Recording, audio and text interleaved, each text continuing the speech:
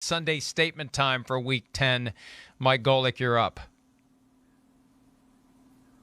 Well, listen, I know we talked about this team and this person, but what we didn't mention is my first one is Mac Jones. This was his best game of the season.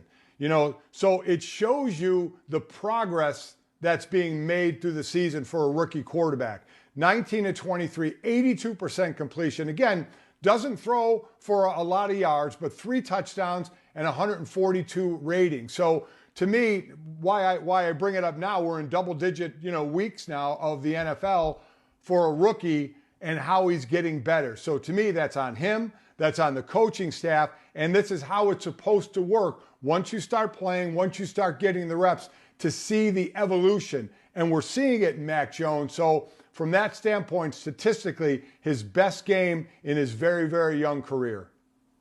I'm going to go back to where we started the show, the Sunday night game. Patrick Mahomes, 5 touchdown passes, 406 passing yards, 35 for 50, a passer rating of 127.6. After all the struggles, whatever the reason, and I still think that toe is not completely right, and maybe it's getting closer and closer to being completely right. But this was the Mahomes of old. This is the guy we've been waiting to see. The question now is, can he extend it and continue it and do it 2 games in a row with the Cowboys coming to town? But for this week, big statement from Patrick Mahomes, Mike. I completely agree, and let's see if they have the continuity now to continue.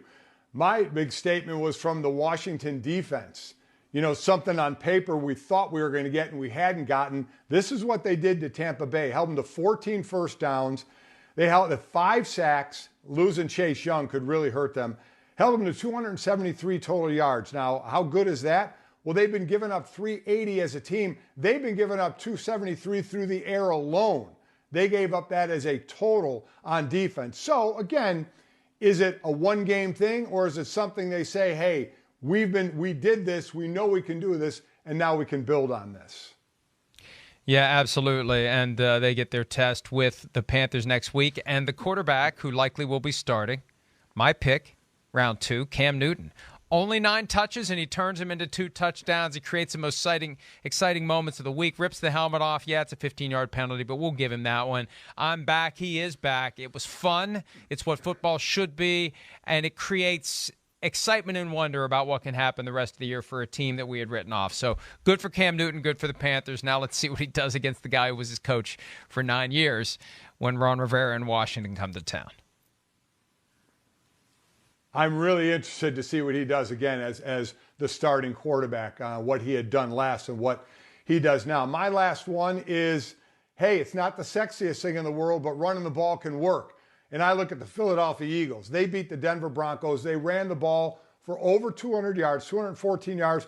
They ran it 40 times. This is a team that has been putting too much pressure on Jalen Hurts and not running the ball enough to take pressure off him. Now, he runs the ball as well, but they put a lot on him to throw the ball because they weren't trusting the run enough. And sometimes it's not even about the 214 yards. It can be about the attempts that you're taking as well. But this time it was about the yards. They didn't have one 100-yard rusher in this game, yet still rushed for 214 on 40 carries. So kudos to them. Kudos to that offensive line who had got a scare with Jason Kelce being hurt for a bit. But run the ball more in Philly. Keep the pressure, all the pressure off of Jalen Hurts.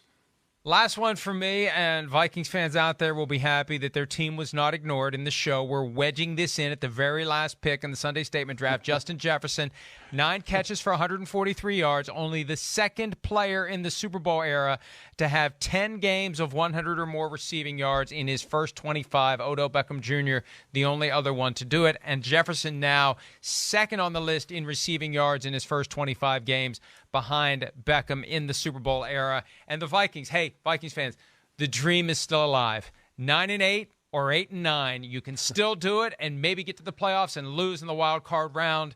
There's hope. Hi, I'm Mike Tirico, and thanks for watching. Make sure to hit subscribe for the latest news and highlights from NBC Sports.